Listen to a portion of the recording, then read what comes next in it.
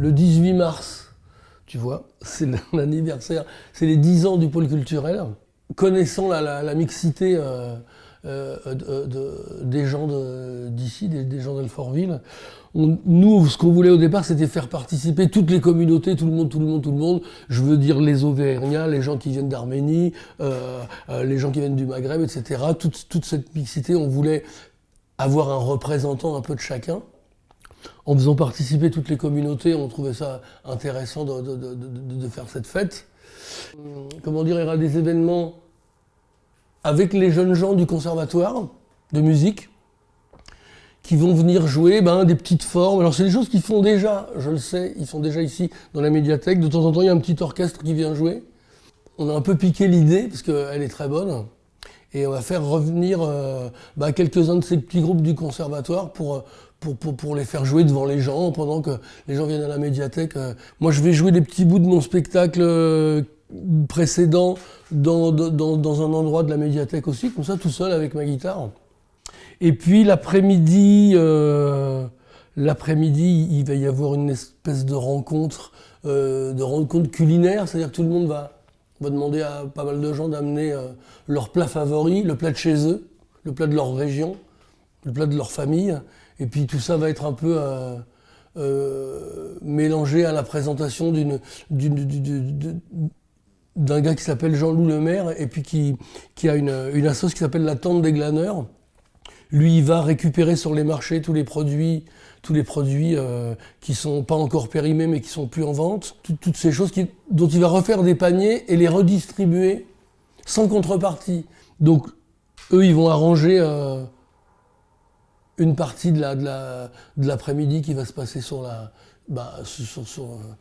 l'art culinaire des gens d'Alfortville. Et puis le soir, il y aura un concert. Il y aura un concert avec des groupes d'Alfortville exclusivement. J'ai été rencontrer des groupes de gens qui font de la musique ici dans des ateliers, avec des gens qui animent ces ateliers et qui sont un peu des groupes dirigés. Et j'ai été les écouter et je leur ai dit, je vais vous programmer dans la soirée, parce que moi, j'aimerais bien jouer un morceau avec vous. Donc il y a des groupes avec lesquels je fais un morceau, je chante une chanson à moi, d'autres une chanson, une reprise. Il y a des gens avec qui je vais jouer juste un peu de guitare. Ensuite, je vais jouer un petit peu aussi de mon répertoire à moi, en fin de soirée, comme ça. Et ensuite, il y aura un bal avec un groupe arménien. Ce sera évidemment un événement archi gratuit. Et aussi, il va falloir, comme c'est grand, mais c'est pas si grand que ça, il va falloir réserver. En tout cas, venez nombreux à cet anniversaire, à ces 10 ans du pôle culturel. En ce moment, la culture, elle a non pas besoin d'un coup de main, mais elle a besoin de continuer à exister. C'est-à-dire que oui, il y a des acteurs culturels partout, il y a des artistes qui sont planqués dans toutes les caves, il y a des groupes partout, et puis tous ces gens, ils ont besoin juste de s'exprimer. Je parle même pas du fait qu'ils aient besoin de vivre, mais il y a des gens, ça fourmille partout, notamment ici à Alfortville, mais aussi partout en Île-de-France, de gens qui font des choses, quoi, qui passent pas leur vie à attendre devant leur télé, quoi.